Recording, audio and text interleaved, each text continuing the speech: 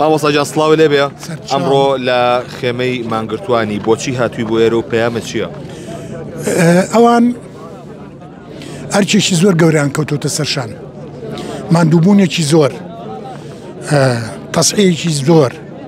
ئێمە ئەوەنەی لە سەرمانە تەنها سەردانە، ئەبێ ئێمە هیچ نەبێ بەلاییکەمەوە ئەوەی کە لە سەرمانە ئەو سەردانە بۆ ئەوەی ڕۆحێک گەشەیەک ورەیەکیان پێ ببەخشین ئەگەر پێمان بکرێ. ئەوە ئەرچی سەرشان ئێمەیە. هەر کاتێکیش بواە من هەمیشە ئامادەم لە خزمەتی ئەو خەڵکا بم، خۆم بە کوڕێ و خاکوونەتەوەی ئازانم، هەرچیش بۆ ئەو خاکوونەتەوەی بێ من بەشێکم لێ. دەمێکە دیارنی کاری هونەری و چی بەسەر هاو؟ کاری هونەری ئەگەر لە ئەوەی ڕابردوو تێ نەپەڕێنێ نەکرێ باشە. کاری ئێستا بەڕاستی داوا لێبرد نەکەم تەبعەن، کارێک نەتوانم بە هەنگاوێکی زیاتر هەنگاوێک سەروتر ئیش بکەم نایکەم.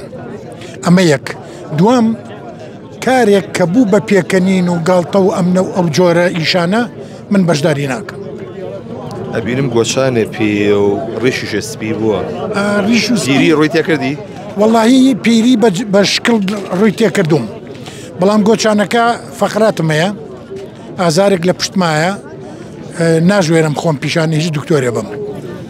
وەڵاهی ترسانویانم بەوەی کە چارەسەرەکە ئەوە نەبێ و حەزیش ناکەم ببێت بچێتە ئەلامەوە، بەڵام ئەوە جارە بەرگاگرم تەحملەکەم. چی بە مامۆستایان ئەڵێیت؟ دوا قسە و چییە بۆ مامۆستایان؟ مامۆستایان بەگشتی ئەم مامۆستایی کە مانیان گرتووە خۆیان کردووە بە پێشەنگی مامۆستایان. مامۆستایان گەورەترین توێژن، بەرزترین توێژن. هەرچی مهندس و دکتۆر و ئەفسەر و سەرۆک و هەرچی ئەوانەی کە تۆ ئەیبینی لە ناو دام و دەستگاکانە هەمویان لە بەردەمی مامۆستا پەروەردەبوون، هەمویان چاوەڕێی دەرەجەیەکی مامۆستا بوون بیان نەنێ بۆ ئەوەی قۆناغەکان ببرن.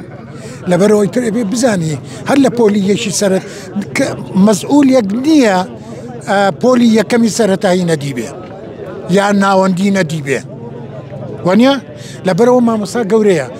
بەڵام ئەوەی کە بەلای منەوە زەحمەتە یا ناخۆشە نیگەرانیە ئەوەیە کە مامۆستا نەزانێ ئەرکەکەی چییە.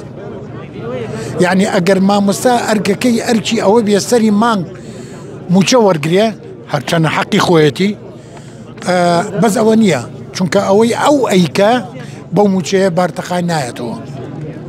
پیرۆزە مامۆستا، من خۆم مامۆستا بووم، خۆمەزانم مامۆستا چییە. لەبەرەوە ئەوەی کە خزمەتی مامۆستاکە، ئەوەی کە پشتگیری مامۆستاکە، ئەوەی بە دەوری مامۆستایەتەوە هیچی نەکردووە ئەگەر بەرامبەر ئەگەر نەیچوێنێ بە دایک و باوکی خۆی.